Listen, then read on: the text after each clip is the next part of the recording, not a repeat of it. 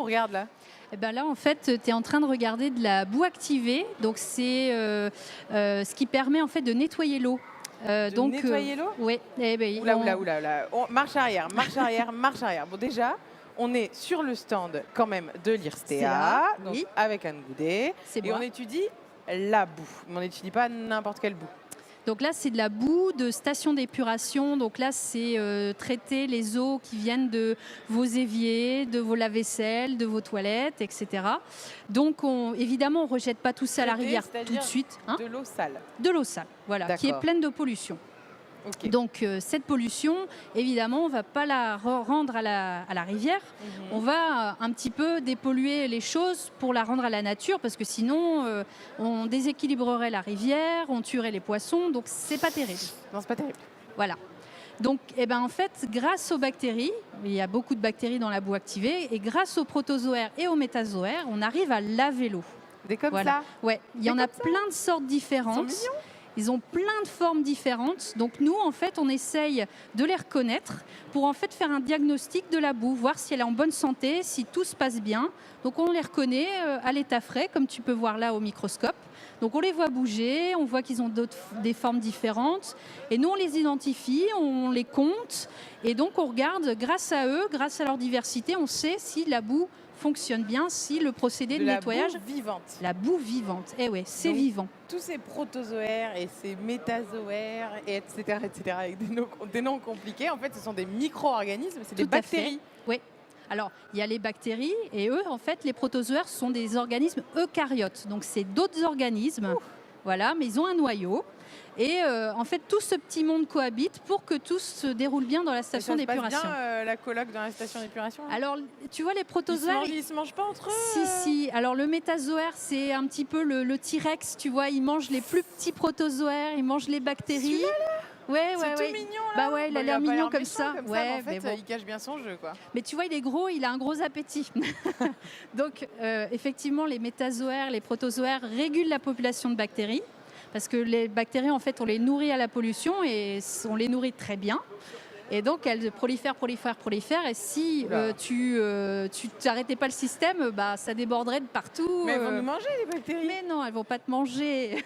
Elles ne sont pas dangereuses pour toi. Mais il ne faut pas les contrôler? On risque pas d'avoir une surpopulation si on leur donne trop de déchets? Et ben justement, en fait, l'exploitant, en fait, ce qu'il fait, c'est qu'il régule la pollution à donner à manger. Et il y a les protozoaires et les métazoaires qui font un peu le gendarme là-dedans.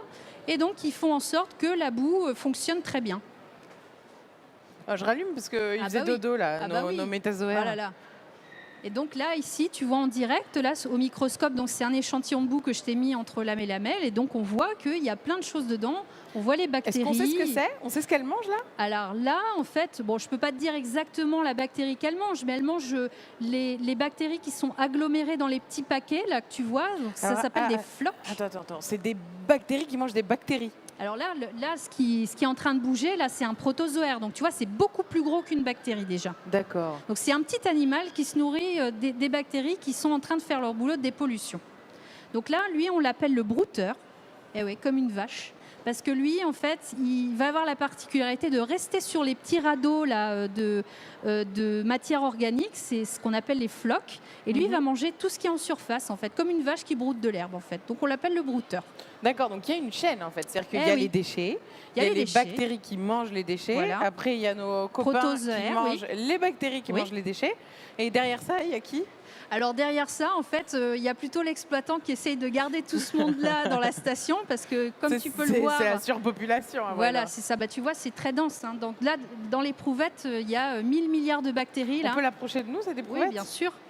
Donc tu vois, dans cette éprouvette-là, donc ça, c'est de la boue activée. Hein. C'est comme en station d'épuration. Donc là, tout ce qu'on est en train de... le brouteur, là, par exemple, là, il est là, dans son milieu, en train de s'amuser tranquillement. Exactement. Il vit, il fait sa vie, il est content, il mange, il respire, tout va bien. Et donc, tu vois, dans cette boue, c'est un écosystème très complexe parce que donc tu as plein d'organismes différents qui cohabitent. Et surtout, c'est très dense parce qu'il y a beaucoup de pollution à traiter. Donc, il faut beaucoup de monde pour dépolluer tout ça. Donc, dans les stations d'épuration, le fonctionnement, c'est... je sais pas, il me semble qu'on a des images pour montrer ça. On a des grosses piscines. C'est ça, ouais. Dans lesquelles arrive l'eau de nos égouts. C'est ça. tout à fait. Et donc là, dans chaque bassin, c'est les mêmes petites bactéries, les petits protozoaires, métazoaires qui sont dans chaque bassin, ou il y a différentes étapes? En fait, si tu veux, tu as différentes étapes. Quand ça arrive, les eaux des égouts arrivent à la station, il y a des pré-traitements. On retire les grosses particules, par exemple les agglomérats de papier toilette, ça peut arriver. On fait un premier filtre. Voilà, on retire le sable, on retire la graisse, parce que tu peux avoir des graisses qui vont être en surface. Donc c'est des traitements préliminaires, ça. Et après, quand on a fait ces traitements-là, on amène au bassin d'aération. C'est là où tu as ta boue, là, justement. Donc là, ce bassin-là, il est brassé d'air. Donc, on injecte de l'air par le bas du bassin. Pour que ça respire? Exactement, oui, tout à fait. En fait, nos petits micro-organismes, oui, ils ont besoin de respirer. Mais oui, ils ont besoin d'air, donc on les oxygène. Et donc, après, quand on a fait suffisamment le temps qu'il faut pour que les bactéries fassent leur travail, on passe justement ce mélange boue et eau dans un autre bassin. Ça décante. Et ça décante. C'est le bassin de décantation. Et on oxygène. Je peux me permettre? Vas-y. Parce qu'en fait, là, si je mélange... Comme l'orangina. Ça va pas me tomber dessus là. Non, t'inquiète pas. Ça ferait beaucoup rire Fred et Axel, je pense. Oui. Vous voulez un cocktail? Voilà. Et donc, en fait, ça arrive comme ça, en fait. Exactement, une fois qu'on a fait le travail, ça arrive comme ça. Et tu vas voir que on là, va le laisser reposer. Tu vois, on voit des particules un petit peu là qui commencent à descendre. Donc là, c'est quand ça fonctionne bien, la boue décante naturellement. Mais alors des fois, ça arrive qu'il y ait trop de bactéries qui se développent et que la boue ne décante plus. Et là, les exploitants, ils sont au secours. Qu'est-ce qu'on fait? Et nous, on vient là, on leur dit, écoutez, on va regarder votre boue et on va vous dire ce qui ne va pas.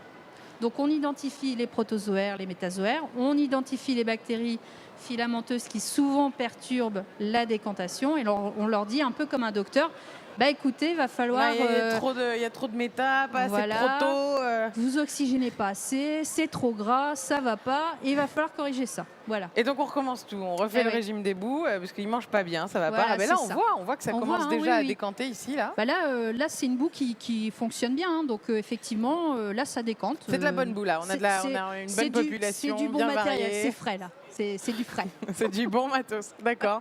Ok. Et alors, petite dernière question, parce qu'en fait, la question qu'on se pose quand même, une fois que ça a décanté, ça veut dire... Bon, question à tiroir. Premier tiroir, ça, là, ce qu'on voit là qui décante, ça, je considère que c'est propre? Oui, tout à fait. Donc là, en fait, l'eau que tu as en surface, on la considère dépolluée suffisamment.